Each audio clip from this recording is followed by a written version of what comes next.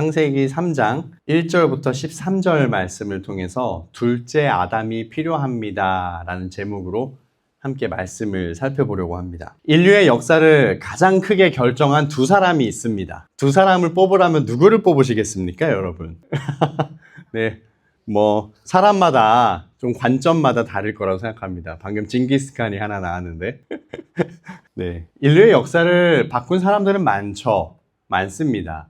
하지만 가장 큰 변화를 가져온 두 사람을 뽑으라 그러면 바로 첫째 아담과 둘째 아담입니다. 한 사람의 실패로 모든 것이 무너졌고 한 사람의 순종으로 모든 것이 새로워졌습니다. 오늘 본문은 첫째 아담의 이야기를 하고 있습니다. 그는 우리의 첫 조상이었고 모든 인류의 대표자였습니다. 그의 잘못으로 인해 아름다웠던 인간과 세상은 모두 망가졌습니다. 기초가 무너져 내린 건물처럼 그때 망가진 것들은 우리 힘으로는 도저히 복구가 불가능하게 되었습니다. 그래서 오늘 본문은 사람들로 하여금 간절한 소망을 가지게 만듭니다. 이 모든 것을 다시 회복시킬 우리의 새로운 대표자가 필요하다는 소망입니다. 그렇게 하나님의 백성들은 간절히 기다렸습니다. 우리에게는 둘째 아담이 필요합니다. 오늘 크게 세 부분으로 말씀을 나눠서 살펴보겠습니다. 첫 번째는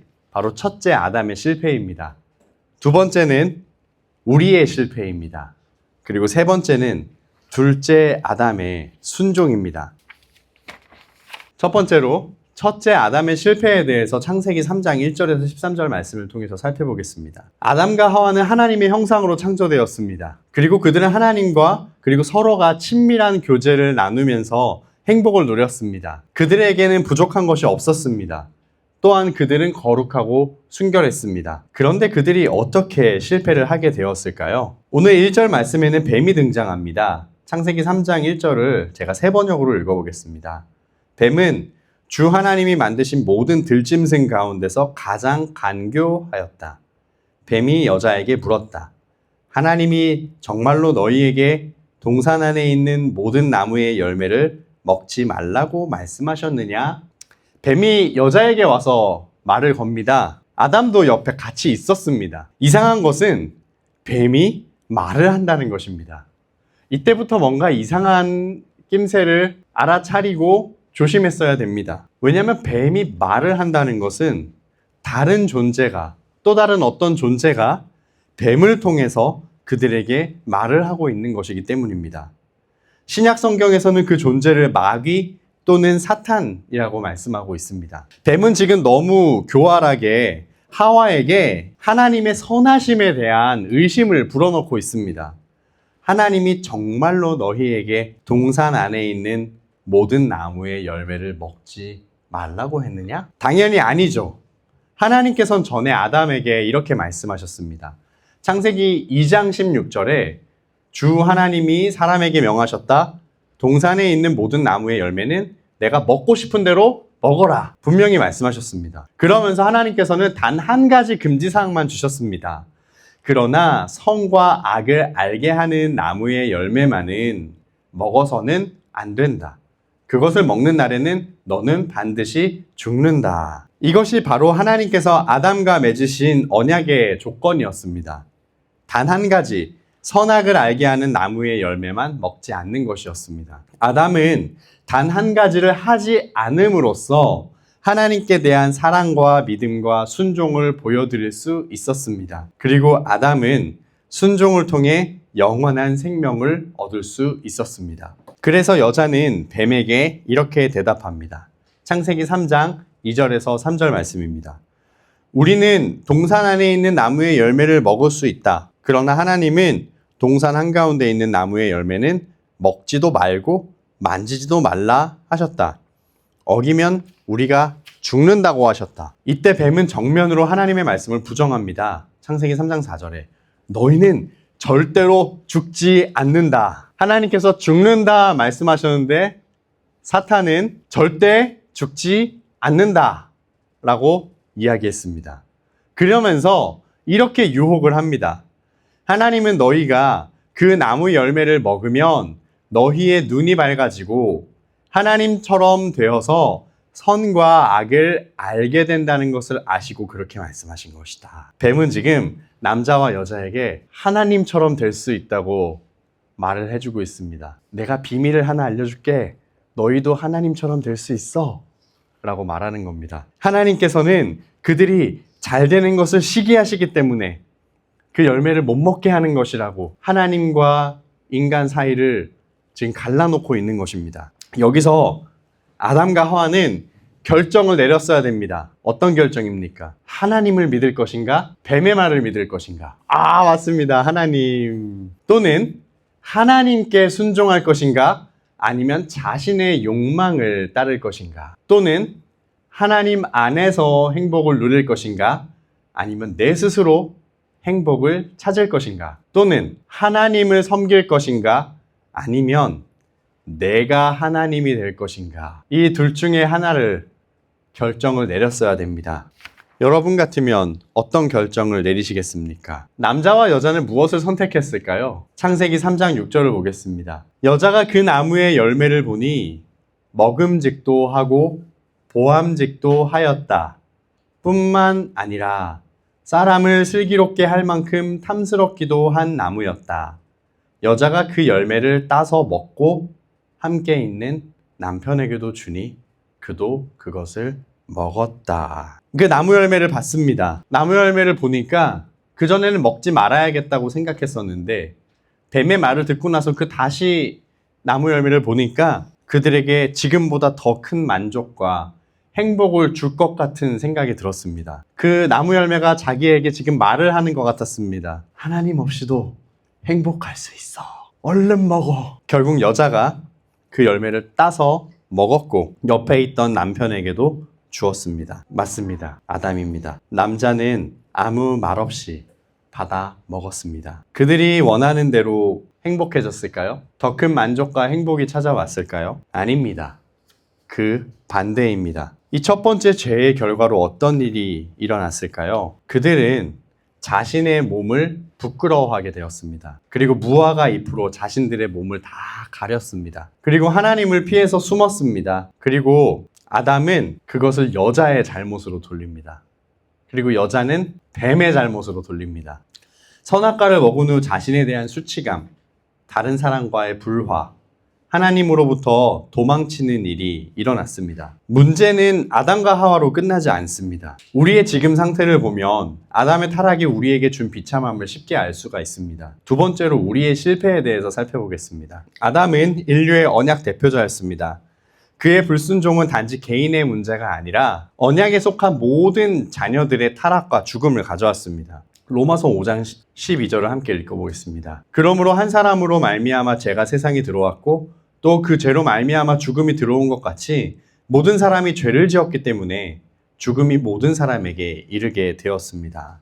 여기서 한 사람이 누굴까요, 여러분? 여기 앞에 나와 있는 한 사람으로 말미암아 죄가 세상에 들어왔다고 했는데 이 한 사람이 누굴까요? 맞습니다.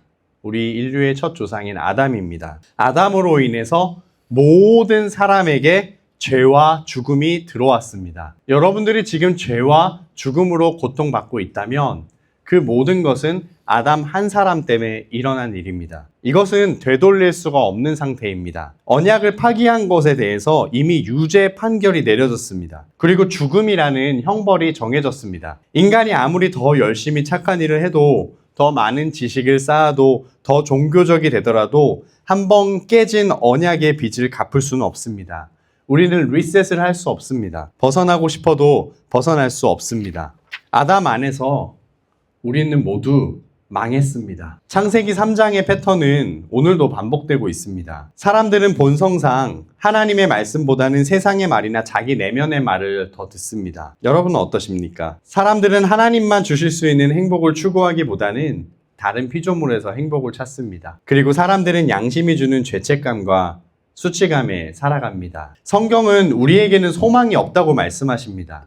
인간이 무엇을 하든 그것으로는 하나님을 기쁘시게 할 수도 없고 형벌을 피하는 것도 불가능합니다. 그럼 우린 어떻게 해야 됩니까? 아무리 노력해도 되돌릴 수 없고 리셋을 할 수도 없고 우린 어떻게 해야 됩니까, 여러분? 우리가 할 수 있는 것은 아무것도 없습니다. 하지만 이런 우리에게 하나님께서 먼저 찾아오셨습니다. 바로 둘째 아담이신 예수님께서 우리에게 오신 것입니다. 세 번째로 둘째 아담의 순종에 대해서 함께 살펴보겠습니다. 하나님의 아들인 예수님께서는 우리를 구원하시기 위해서 인간의 몸을 입으셨습니다. 예수님은 우리와 같은 진짜 인간의 몸을 입으셨지만 죄는 하나도 없으셨습니다. 둘째 아담은 첫째 아담보다 훨씬 더 나은 분이십니다. 첫째 아담은 동산에서 뱀의 유혹으로 실패했습니다. 반면 예수님은 광야에서 사탄에게 시험을 받으셨지만 하나님의 말씀으로 승리하셨습니다. 여러분 한번 비교해 보세요. 아담은 지금 에덴에 있는 동산, 너무나 아름답고 행복한 곳에, 풍요로운 곳에 살고 있습니다. 옆에 부인도 있습니다. 먹을 게 풍성했습니다. 그런 상태에서 아담은 죄를 지었습니다. 그리고 선악을 알게 하는 나무의 열매를 따먹지 않는 것만 하면 되는 건데 그것을 어기고 죄를 지었습니다. 근데 예수님은 광야에서 어땠습니까? 예수님은 광야에서 40일 동안 아무것도 먹지 않으셨습니다. 여러분 40일을 굶게 됐을 때 그 사람이 간절히 바라는 건 무엇일까요? 음식이겠죠. 물, 음식, 맛있는 과일, 주스 이런 거겠죠. 그리고 편안한 침대겠죠. 근데 이때 사탄은 3번이나 예수님을 시험합니다. 근데도 예수님은 하나님의 말씀으로 모두 다 유혹을 이겨내셨습니다. 둘째 아담은 첫째 아담보다 훨씬 더 나으신 분입니다. 그리고 첫째 아담은 자신이 신이 되고 싶어서, 자기가 하나님이 되고 싶어서 자기의 욕망을 따랐습니다. 반면 하나님의 아들이신 예수님은 십자가에 달리시기까지 자신의 뜻이 아니라 완전하게 아버지의 뜻만 따랐습니다. 예수님은 온전한 순종으로 우리 죄의 문제를 해결하셨습니다. 로마서 5장 18절에서 19절 말씀을 보겠습니다. 이 괄호 안에 있는 구절들은 제가 집어넣은 것입니다. 그러니 한 사람, 첫째 아담의 범죄 행위 때문에 모든 사람이 유죄 판결을 받았는데 이제는 한 사람, 둘째 아담의 의로운 행위 때문에 모든 사람이 의롭다는 인정을 받아서 생명을 얻게 되었습니다. 한 사람, 첫째 아담이 순종하지 않음으로 말미암아 많은 사람이 죄인으로 판정을 받았는데 이제는 한 사람, 둘째 아담이 순종함으로 말미암아 많은 사람이 의인으로 판정을 받은 것입니다. 첫째 아담의 죄로 모든 사람이 유죄 판결을 받게 되었고 죽음이 찾아왔습니다. 하지만 예수님의 순종으로 모든 성도들은 의롭다 인정을 받게 되었고 생명을 얻었습니다. 예수님을 믿는 우리는 예수님의 새 언약 안에 있는 사람들입니다. 새 언약 안에서 아담 언약의 저주는 다 끊어졌습니다. 예수님 안에서 모든 것이 회복되었습니다. 하나님께서 우리를 죄와 어둠의 권세에서 해방해 주셨고 하나님 나라로 옮기셨습니다. 우리의 수치는 더 이상 무화과 잎이 아닌 예수님의 의로 옷을 입었습니다. 깨어졌던 하나님과의 관계가 다시 회복되어서 우리는 하나님의 자녀가 되었습니다. 이제는 하나님과 사랑의 사귐을 누릴 수 있게 되었습니다. 죄는 더 이상 우리를 예전에 저주받은 상태로 다시 돌아가게 할 수 없습니다. 우리는 여전히 죄를 지을 수 있습니다. 하지만 예수님의 피로 우리는 용서받을 수 있습니다. 그리고 성령께서 우리가 유혹을 이기고 하나님께 순종할 수 있는 힘을 주십니다. 아직은 우리의 변화가 완전히 이루어지지 않았습니다. 하지만 궁극적으로 우리는 예수님과 같이 영화로운, 영광스러운 모습을 갖게 될 것입니다. 우리는 첫째 아담이 창조된 원래 모습보다 더 영화롭게 변화될 것입니다. 우리는 예수님 안에서 완전히 구원받았습니다. 여러분, 복음 안에서 참된 사랑과 자유를 누리며 한 주를 살아가시기 바랍니다.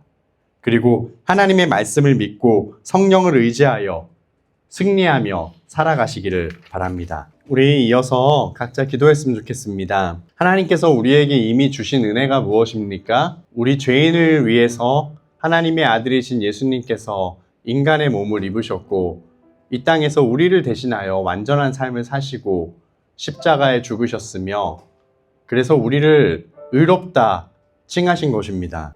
우리가 의롭게 되었다는 것은 우리가 하나님께 언제든 나아갈 수 있게 되었다는 것입니다. 우리가 그리스도의 보혈을 의지하면 언제든지 우리의 죄가 용서받을 수 있다는 의미입니다. 그것만으로도 우리는 이 세상에서 그 누구보다 가장 큰 선물을 받은 사람들입니다. 우리가 그 은혜에 감사했으면 좋겠습니다. 그러면서 여전히 우리가 하나님의 말씀을 따르기보다는 내 내면의 말을 더 믿고 따랐던 것, 세상의 메시지를 더 듣고 따랐던 것을 하나님 앞에 회개했으면 좋겠습니다. 수시로 들려오는 세상의 소리, 내 내면의 소리들에 잠식되었던 것을 하나님 앞에 회개하고 다시금 하나님의 말씀만 붙잡고 승리하며 살아가게 해달라고 함께 기도했으면 좋겠습니다. 그리고 우리 가정과 우리 교회에 정말 이 그리스도의 은혜가 가득 차게 해달라고, 우리가 정말 하나님의 말씀대로 살 수 있게 해달라고, 그렇게 가정과 교회를 위해서 이 시간에 한 3분 정도 개인적으로 기도하시겠습니다.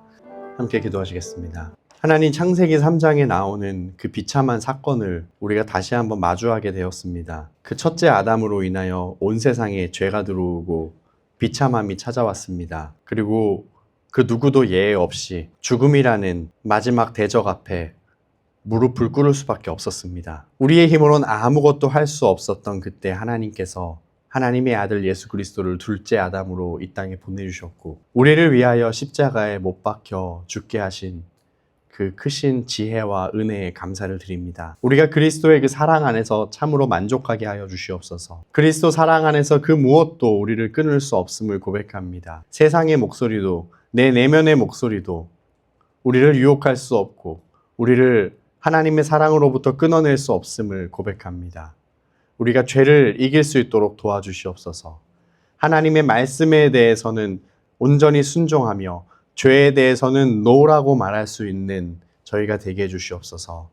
우리 이 자리에 있는 어린 자녀들도 어릴 적부터 하나님의 말씀에 순종하는 법들을 배우게 해주시고, 그것이 우리에게 가장 큰 행복이며 가장 큰 만족을 줄 수 있음을 경험해서 알게 하여 주시옵소서.